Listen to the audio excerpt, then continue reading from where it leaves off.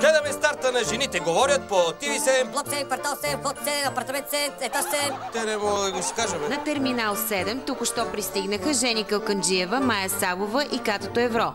Моля вашите аплодисменти за жените, които не спират да говорят. Нека си говорят жените. Важното е, че нищо не се чува. Сигурно това, което говорят, не е за всяко ухо. Шумното женско ток-шоу в родния ефир и това е Жените говорят. Понеже сме на терминал 7, трябваше да ни чака един стюард, но него го няма. Охо! Има закъснение за първия работен ден на терминал 7 по TV7. Квартал 7, блок 7, етаж 7, апартамент 7, звънец 7, самолет 777. Позор! Позор! Това го няма и в CNN! Трябваше да ни чака един стюард, но него го няма, пък аз съм с Шалчо като стюардеса. Ще ви разведа сред новото ни студио. Какво ще ни развеждат? Шоу с стюардеси да ни чекират набързо и да ни надяват кислородните маски. Няма пилот, но посрещат първия пътник на борда. Един много популярен и чаровен мъж. Аплодисменти за актьора Владо Карамазов. Опа, Гангам Стайл!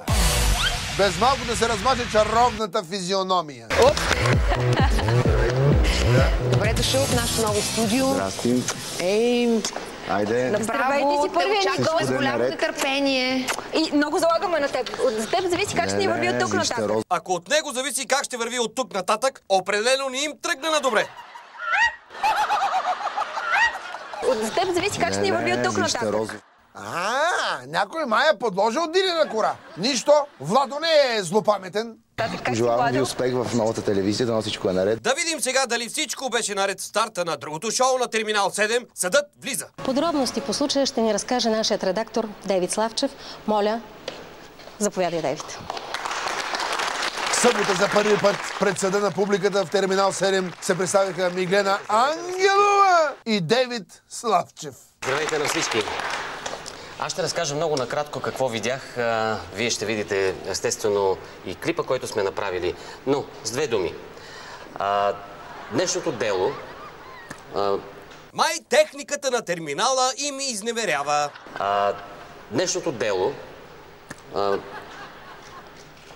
Ако ми дадете и текста да го видя, ще бъде чудесно. Сигурно и човекът на аутокюто е закъснял, като стюарда в жените говорят. Ако ми дадете и текста да го видя, ще бъде чудесно. Кой текст? Май? Ай, ще го видя от тук. Може ли ми дадете текста да го видя? Така. А вълшебната думичка къде е? Може ли ми дадете текста да го видя?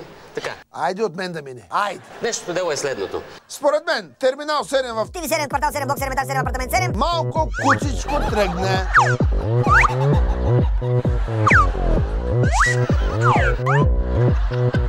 Здравейте си, първия ни гост. С голямо нетърпение. И много залагаме на теб. За теб зависи как ще ни върви от тук нататък. Оставаме с надежда, че ще вдигнат самолет.